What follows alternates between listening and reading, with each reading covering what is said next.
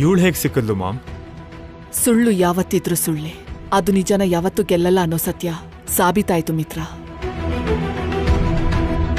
Constables sir. ಇವ್ರನ್ನ ಕರ್ಕೊಂಡೋಗಿ. ಸರಿ ಸರ್.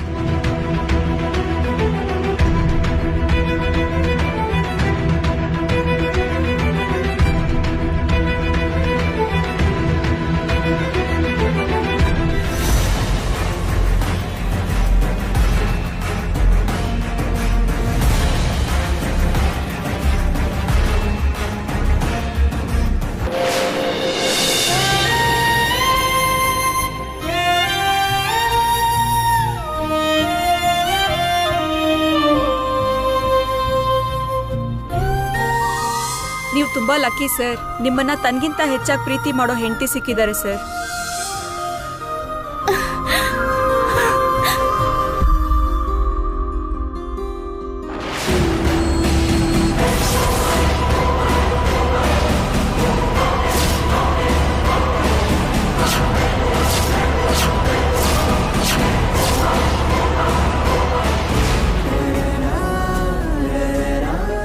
ನಿನ್ ಎಡಗಣ್ಣು ತುಂಬಾ ಅದರ್ತಿದೆ ಅಂದ್ಯಲ್ಲ, ಆ ಶುಭ ಶಕುನ ಚೆನ್ನಾಗೇ ಕೆಲಸ ಮಾಡಿರೋ ಹಾಗಿದೆ ಭಾಗ್ಯ.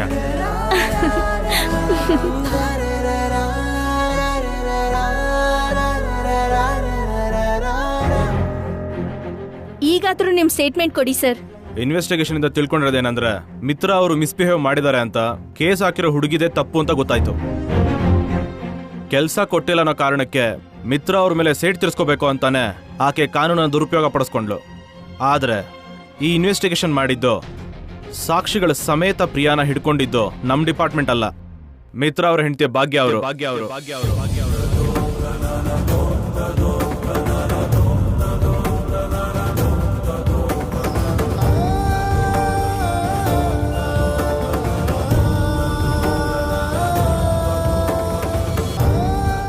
ಗಂಡನ ಮೇಲಿರೋ ಪ್ರೀತಿಗೆ, ತನ್ನ ಗಂಡನಿಗೆ ಏನಾಗುತ್ತೋ ಅನ್ನೋ ಭಯಕ್ಕೆ ಪರಿಶ್ರಮ ಪಟ್ಟು ಆ ಪ್ರಿಯಾಳ ಬಾಯಿಂದಾನೆ ನಿಜಾನ ಹೇಳಿಸಿ ನಿಜವಾದ ಅಪರಾಧಿಗಳನ್ನ ಹಿಡ್ಕೊಟ್ರು ಭಾಗ್ಯ ಅವರು.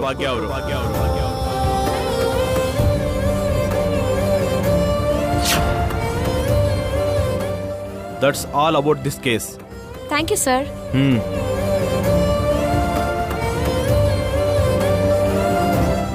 ಮಿತ್ರ ಅವರೇ, ಇಲ್ಲೊಂದು ಸೈನ್ ಹಾಕ್ಬಿಡಿ. Sure sir.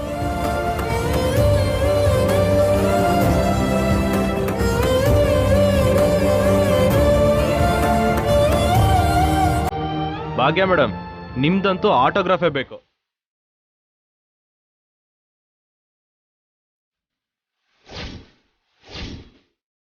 ನಿಮ್ ಗಂಡನಿಗೋಸ್ಕರ ನೀವು ತುಂಬಾ ಕಷ್ಟಪಟ್ಟಿದ್ದೀರಾ. ನಿಮ್ಮಂತವ್ರು ತುಂಬಾ ಜನಕ್ಕೆ ಆದರ್ಶವಾಗಿ ನಿಂತ್ಕೊಳ್ತಾರೆ. ನಿಮ್ಮನ್ನ ನೋಡಿ ಇಂಥ ವಿಷಯದಲ್ಲಿ ಇನ್ನೂ ಧೈರ್ಯನ ತಂದ್ಕೊಳ್ತಾರೆ. ನಾವು ಸತ್ಯ ಏನು ಅಂತ ಕಣ್ಣಿಡಿದ್ರೊಳಗಡೆನೆ ನೀವೇ ನ್ಯಾಯನ ಕಾಪಾಡ್ಬಿಟ್ರಿ. You are so great.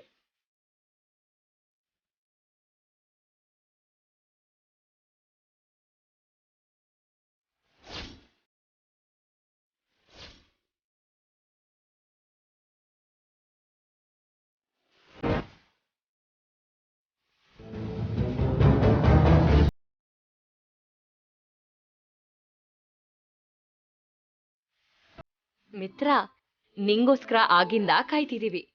ಅಮ್ಮ ಭಾಗ್ಯ, ಆರ್ತಿ ತಗೊಂಡ್ ಬಂದು ಒಳಗ್ ಕರ್ಕೊಳಮ್ಮ.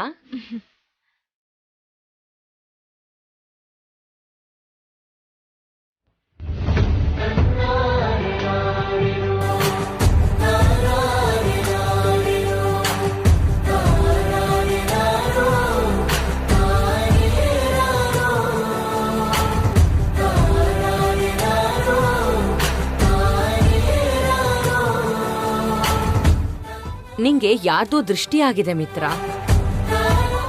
ಅದಕ್ಕೆ ಇಷ್ಟು ಆರೋಪ, ಇಷ್ಟೊಂದು ಕಷ್ಟ.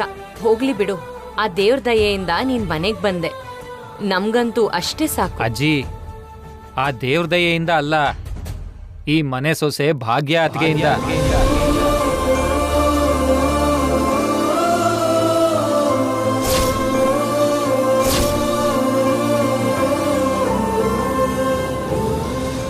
ಅಮ್ಮ ಭಾಗ್ಯ, ಮನೆಗೆ ದೀಪ ಮನೆ ಒಡತಿ ಅಂತಾರೆ. ಆ ಮಾತಿಗೆ ಸರಿಯಾಗಿ ಅರ್ಥ ಸಿಗೋ ಹಾಗೆ ಮಾಡಿದ್ಯಮ್ಮ. ನೀನೊಬ್ಳು ಪ್ರಯತ್ನದಿಂದ ನಮ್ಗೆಲ್ಲ ಎಷ್ಟು ಸಂತೋಷ ಕೊಟ್ಟಿದೆ ಗೊತ್ತಾ? ನೀನು ಧೈರ್ಯವಾಗಿಟ್ಟಿದ್ ಒಂದ್ ಹೆಜ್ಜೆ ನಮ್ಗೆಲ್ಲ ಎಷ್ಟು ಸಮಾಧಾನ ಕೊಟ್ಟಿದೆ ನೋಡು.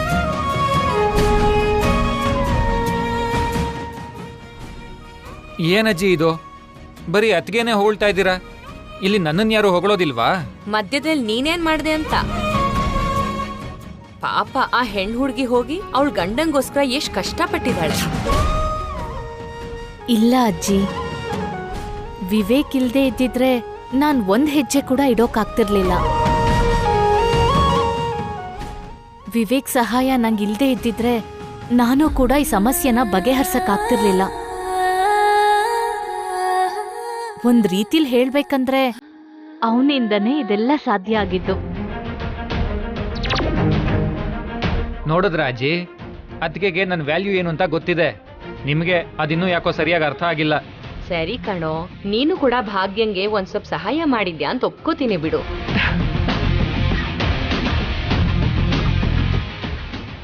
ಏನು? ಒಂದ್ ಸ್ವಲ್ಪ ಸಹಾಯನಾ? ಅಂದ್ರೆ ನನ್ನ ಸಹಾಯಕ್ಕೆ ನೀವು ಕೊಡೋ ಬೆಲೆ ಇಷ್ಟೇನಾ? ಹೋಗ್ಲಿಲ್ಲ ಅಂತ ಫೀಲ್ ಆಗ್ತಿದ್ಯಲ್ಲ, ಅದಕ್ಕೆ ಇದೊಂದು ಮಾತನ್ನು ಮಾತ್ರ ಹೇಳಿದ್ರು. ಖುಷಿಯಾಗಿ ಸ್ವೀಕರಿಸದೆ ಆರ್ಗ್ಯುಮೆಂಟ್ಸ್ ಮಾಡ್ತೀಯಲ್ಲೋ. ಸರಿ, ಏನೋ ಇಷ್ಟ ಆದ್ರೂ ನನ್ನ ಬಗ್ಗೆ ಹೊಗಳಿದ್ರಲ್ಲ, ಅಷ್ಟಕ್ಕೆ ಖುಷಿ ಪಡ್ತೀನಿ ಬಿಡಿ.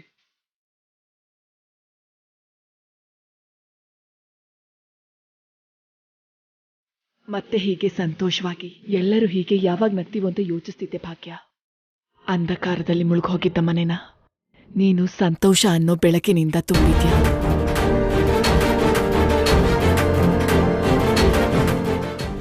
ಎಲ್ಲನೂ ನಿನ್ನಿಂದಾನೆ.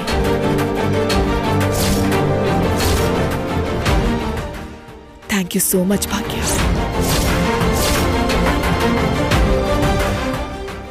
ಅಯ್ಯೋ ಅತ್ತೆ, ನನಗ್ ಥ್ಯಾಂಕ್ಸ್ ಯಾಕೆ?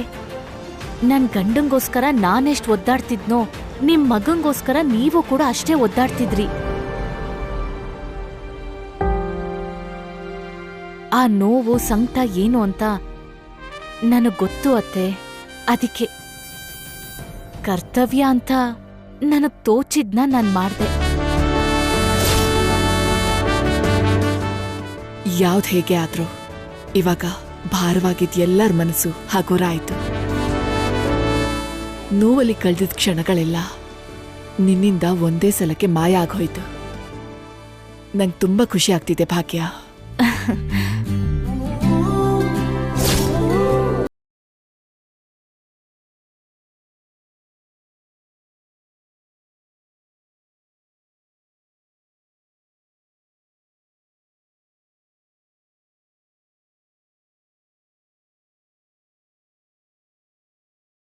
ಇವಾಗ ಕ್ಲಿಯರ್ ಆಯ್ತು. ಇವಾಗ ಎಲ್ಲರ ಮುಖದಲ್ಲೂ ಸಂತೋಷದಿಂದ ನಗು ತುಂಬಿದೆ.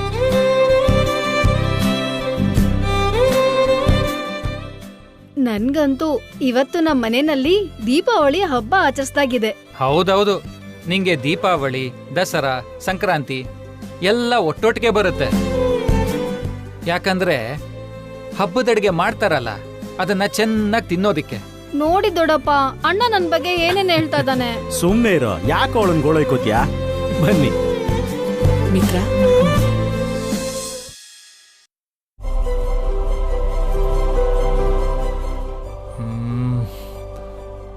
ಮನೀಷಾಗೆ ತುಂಬ ಕೋಪ ಬಂದಿರಬೇಕು. ಹೇಗಾದರೂ ಅವಳನ್ನ ಸಮಾಧಾನ ಮಾಡಬೇಕು. ಎಲ್ಲಿದ್ದಾಳೆ?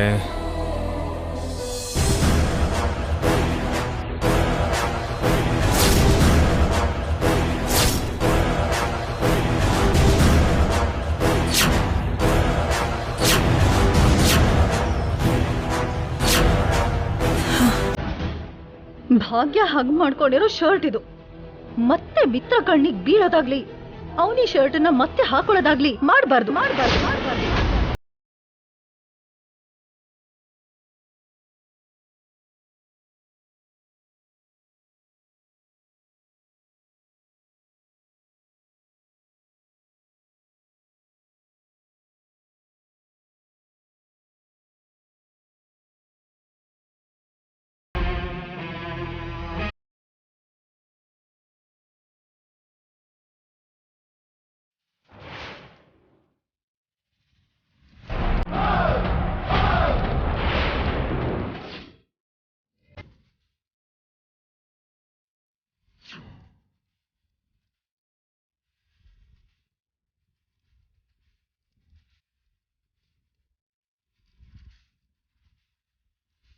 Manisha, what is this? ಏನ್ ಮಾಡ್ತಿದ್ಯಾ? ಆ ಭಾಗ್ಯ ಹಗ್ ಮಾಡ್ಕೊಂಡಿರೋ ಶರ್ಟ್ ಇದು. ಇದನ್ನ ನೋಡಿದ್ರೇನೆ ಸಾಕು ನನಗ್ ಕೋಪ ಬರುತ್ತೆ. ಅದಕ್ಕೆ ಅವಳು ಮುಟ್ಟಿರೋ ನಿನ್ ಶರ್ಟ್ನ ನಾನ್ ಸುಟ್ಟು ಹಾಕ್ತಾ ಇದ್ದೀನಿ. ಓಹೋ, ಹೌದಾ?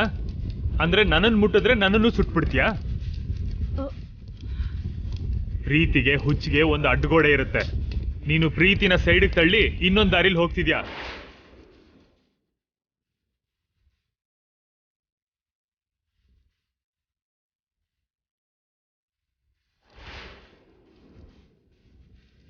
ಏನೋ ಸುಡ್ತಿರೋ ವಾಸನೆ ಬರ್ತಿದೆ.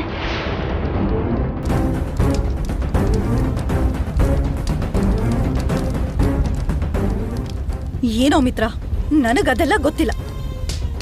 ಭಾಗ್ಯ ನಿನ್ನ ಅಷ್ಟು ಪ್ರೀತಿಯಿಂದ ಹಗ್ ಮಾಡ್ಕೊಂಡ್ರೆ ನೋಡಿ ನನಗ್ ತಡ್ಕೊಳ್ಳೋದಕ್ಕಾಗ್ಲಿಲ್ಲ. ನಾನು ಆ ಕೇಸಿಂದ ಹೊರಗೆ ಬಂದೆ ಅಂತ ಏನೋ ಸಂತೋಷದಿಂದ ಹಗ್ ಮಾಡ್ಕೊಂಡ್ಲು. ಅದನ್ನು ಕೂಡ ತಪ್ಪು ಅಂತೀಯಲ್ಲ.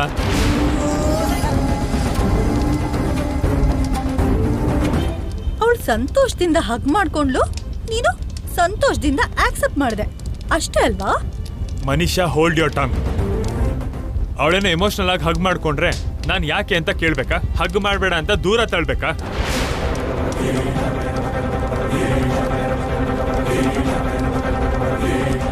ಅವಳಿಂದನೇ ಈಗ ನಾನು ಹೊರಗಡೆ ಬಂದಿದ್ದು. ಅಷ್ಟಾದ್ರೂ ಕೃತಜ್ಞತೆ ನನಗಿರಬಾರ್ದಾ? Think positively.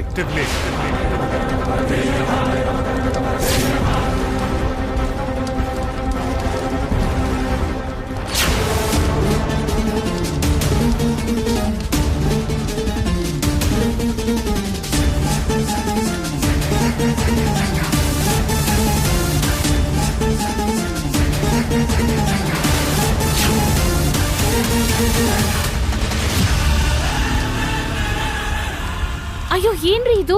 ನಿಮ್ ಶರ್ಟ್ ಸುಟ್ಟು ಹೋಗ್ತಿದೆ, ನೋಡ್ತಾ ನಿಂತಿದ್ದೀರಲ್ಲ.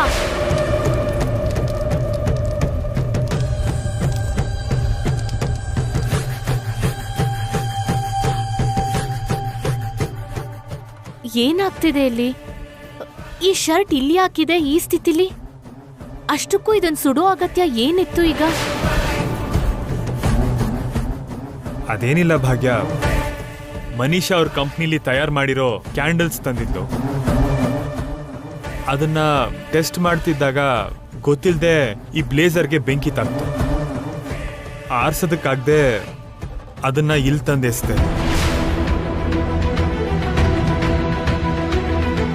ಸ್ವಲ್ಪ ಹುಷಾರಾಗಿರ್ಬೇಕಲ್ವಾ?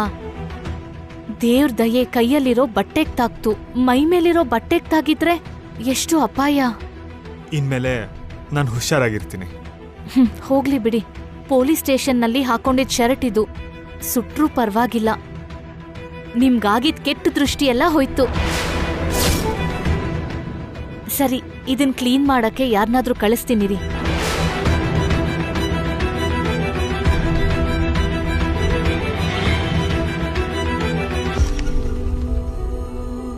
ನೋಡು ಮನೀಷಾ, ಚಿಕ್ಕ ಚಿಕ್ಕ ವಿಷಯಕ್ಕೆಲ್ಲ ಹೀಗೆಲ್ಲ ದೊಡ್ಡದಾಗಿ ರಿಯಾಕ್ಟ್ ಮಾಡಬೇಡ. ಓ, ಇದ್ ನಿನಗ್ ಚಿಕ್ಕ ವಿಷಯ ತರ ಕಾಣ್ತಿದ್ಯಾ? ನಾನ್ ಪ್ರೀತಿಸ್ತಿರೋ ಹುಡುಗನ್ನ ಆ ಭಾಗ್ಯ ಹಗ್ ಮಾಡಿದ್ರೆ ನಾನ್ ನೋಡಿನೂ ನೋಡ್ದೇ ಇರೋ ಹಾಗಿರ್ಬೇಕಾ? ನೀನ್ ತುಂಬಾ ಬದ್ಲಾಗೋಗಿದ್ಯಾ ಮಿತ್ರ. ಈ ಚೇಂಜ್ ನನಗಿಷ್ಟ ಆಗ್ತಿಲ್ಲ. ನೀನ್ ಹೀಗೆ ಆಡ್ತಿದ್ರೆ ನೋಡ್ಕೊಂಡ್ ನಂಗೆ ಸುಮ್ನಿರಕ್ಕಾಗಲ್ಲ. ಅದಕ್ಕೆ ಈಗ್ಲೇ ನಾನು ನನ್ನ ಮನೆಗೆ ಹೋಗ್ತೀನಿ. ಗುಡ್ ಬಾಯ್. ಮನೀಷಾ,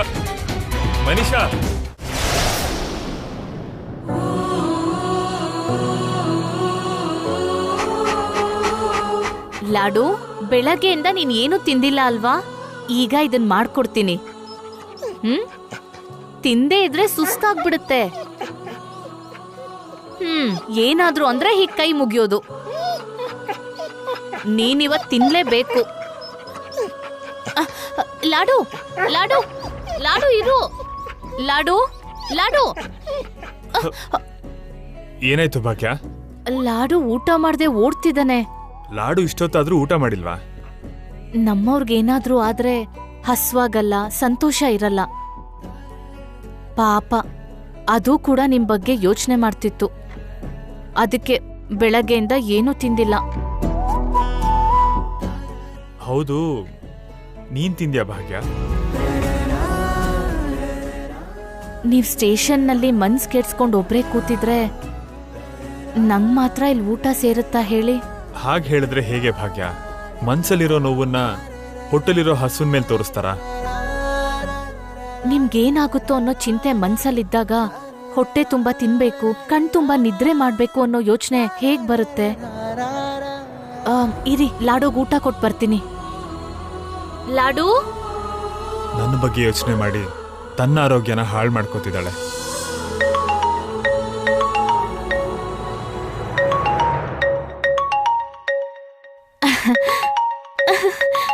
ಹಲೋ ಜಾನು. ಹಾಯ್ ಅಕ್ಕ, ಭಾವ ಪೊಲೀಸ್ ಸ್ಟೇಷನ್ ಇಂದ ವಾಪಸ್ ಬಂದ್ಬಿಟ್ರಂತೆ ಅಲ್ವಾ? ಹೌದು ಜಾನು. ಕೇಸಿಂದ ಕೂಡ ಪೂರ್ತಿಯಾಗಿ ಹೊರಗ್ ಬಂದ ಹಾಗೆ ಅಲ್ವಾ ಅಕ್ಕ? ದೇವ್ರ ದಯೆಯಿಂದ ಅವ್ರ ಮನೆಗ್ ಬಂದ್ರು. ಇನ್ ನಾವ್ ಆರಾಮಾಗಿರ್ಬೋದು. ಆ ವಿಷಯ ಕೇಳಿ ನನಗೆ ನಾಣಿಗೆ ತುಂಬಾನೇ ಸಂತೋಷ ಆಯ್ತು ಅಕ್ಕ. ಹೋಗ್ಲಿ ಬಿಡು, ಭಾವನೂ ಹೊರಗ್ ಬಂದ್ಬಿಟ್ರಲ್ವಾ, ಇನ್ನು ನಿನ್ಗೆ ಯಾವ ಚಿಂತೆನೂ ಇರಲ್ಲ. ಈಗ ಮನ್ಸಿಗೆ ಸಮಾಧಾನ ಆಯ್ತು ಜಾನು. ಸರಿ ಜಾನು, ಫೋನ್ ಇಡ್ತೀನಿ. ನಾನೇನ್ ಕೇಳ್ದೆ ಅಂತ ಹೇಳು. ಅಕ್ಕ, ಇನ್ನೊಂದ್ ವಿಷಯ. ಏನ್ ಜಾನು? ನಾಡಿದ್ದೆ ಅಕ್ಷಯ ತೃತೀಯ ಇದೆಯಲ್ಲ, ಪ್ರತಿ ವರ್ಷ ತಾತ ನಿಂಗೋಸ್ಕರ ಅಂತ ಬಂಗಾರ ಕೊಂಡ್ಕೊಂಡು ನಿನ್ ಕೈಯಲ್ಲಿ ಪೂಜೆ ಮಾಡಿಸ್ತಾ ಇದ್ರು ಅಲ್ವಾ? ಈ ಸಲ ನೀನು ಭಾವನ ಹತ್ರ ಮಾತಾಡಿ ಏನಾದ್ರೂ ಬಂಗಾರದ ವಸ್ತುನ ಕೊಂಡ್ಕೊಂಡು ಪೂಜೆ ಮಾಡಿಸ್ಕೋ ಅಕ್ಕ. ಇಲ್ಲ ಜಾನು, ಈಗಷ್ಟೇ ಪೊಲೀಸ್ ಸ್ಟೇಷನ್ ಇಂದ ಬಂದಿದ್ದಾರೆ. ಅವ್ರ ಮನ್ಸಲ್ಲಿ ಎಷ್ಟೋ ಯೋಚನೆಗಳಿರುತ್ತೆ, ಎಷ್ಟೋ ನೋವಿರುತ್ತೆ. ಈ ಸಮಯದಲ್ಲಿ ಅಕ್ಷಯ ತೃತೀಯ ಇದೆ ಅಂತ ಅದನ್ ಕೊಡ್ಸಿ ಇದನ್ ಕೊಡ್ಸಿ ಅಂದ್ರೆ ಚೆನ್ನಾಗಿರಲ್ಲ. ಅವ್ರ ಮನ್ಸಲ್ಲಿ ಯಾವ ಥರದ್ ನೋವು ಇಟ್ಕೊಳ್ದೆ ನೆಮ್ಮದಿಯಾಗಿದ್ರೆ ನನಗಷ್ಟೇ ಸಾಕು. ಸರಿ ಅಕ್ಕ, ನಾನು ನಿನ್ನಿಡ್ತೀನಿ. ಸರಿ ಜಾನು, ಹುಷಾರು. ಭಾಗ್ಯ, ಏನ್ರಿ?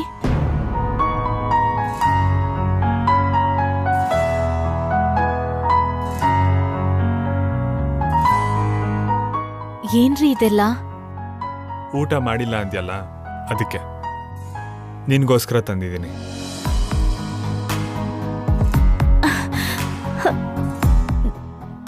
ನನ್ಗೋಸ್ಕರ ನೀವ್ ತಂದ್ರಾ?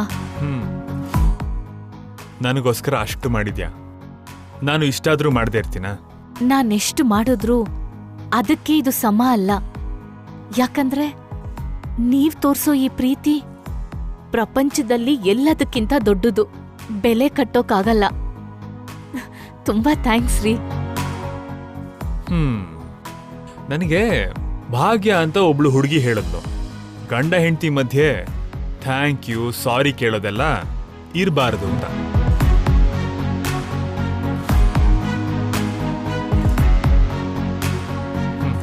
ತಗೋ.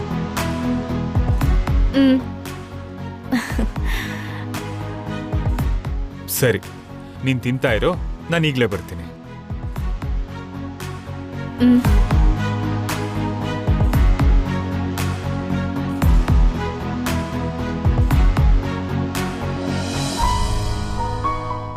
ಭಾಗ್ಯ ನನಗೆ ಇಷ್ಟೆಲ್ಲ ಮಾಡಿದ್ಲು, ನಾನು ಅವಳಿಗೇನಾದ್ರೂ ಮಾಡಬೇಕು.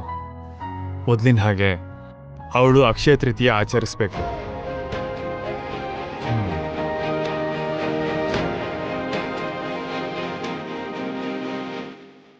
ಹಲೋ. ಹಲೋ ಸೇಠ್ಜಿ, ನಾನು ಮಿತ್ರ ಮಾತಾಡ್ತಿರೋದು. ಮಿತ್ರಾಜಿ ಹೇಳಿ. ಲಾಸ್ಟ್ ಟೈಮ್ ನಿಮ್ಮ ಶಾಪಿಗೆ ಬಂದಾಗ ನನ್ನ ಮಾಮ್ ಒಂದು ನೆಕ್ಲೆಸ್ ಇಷ್ಟಪಟ್ಟಿದ್ರು, ನೆನಪಿದೆಯಾ ನಿಮಗೆ? ಹೌದು ಮಿತ್ರಾಜಿ, ನೆನಪಿದೆ. ನಿಮ್ಮ ಹತ್ರ ಆಗ ಸ್ಟಾಕ್ ಇಲ್ಲ ಅಂತ ಹೇಳಿದ್ರಿ, ಈಗ ಅವೈಲೇಬಲ್ ಇದೆಯಾ?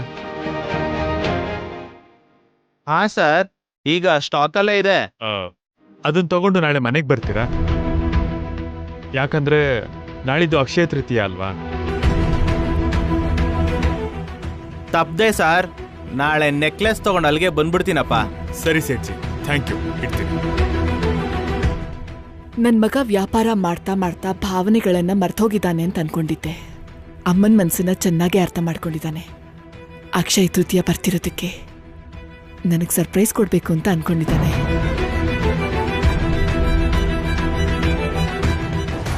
ಅಣ್ಣ ಏನ್ ಚಿಕ್ಕಮ್ಮ ನೆಕ್ಲೆಸ್ ಬಗ್ಗೆ ಮಾತಾಡ್ತಿದ್ದಾನೆ? ನಾನ್ ಕೂಡ ಅದೇ ಯೋಚನೆ ಮಾಡ್ತಿದ್ದೆ. ಮೇ ಬಿ ಈ ಅಕ್ಷಯ ತೃತೀಯ ದಿನಕ್ಕೆ ಮನೀಷಾಗೆ ಗಿಫ್ಟ್ ಕೊಡ್ಬೇಕು ಅಂತ ಅನ್ಕೊಂಡಿದ್ದಾನೇನೋ. ಕರೆಕ್ಟೇ ಹನ್ಸಿಕಾ. ಮೊದ್ಲೇ ಮನೀಷಾ ಮೂಡ್ ಕೂಡ ಸರಿಯಾಗಿಲ್ಲ. ಗೋಲ್ಡ್ನೆ ಗಿಫ್ಟ್ ಆಗಿ ಕೊಟ್ಟು ಚೆನ್ನಾಗ್ ಕೂಲ್ ಮಾಡಕ್ಕಿರ್ಬೇಕು. ಅದ್ ಸರಿ, ಮನೀಷಾ ಎಲ್ಲೋ ಕಾಣಿಸ್ತಿಲ್ವಲ್ಲ?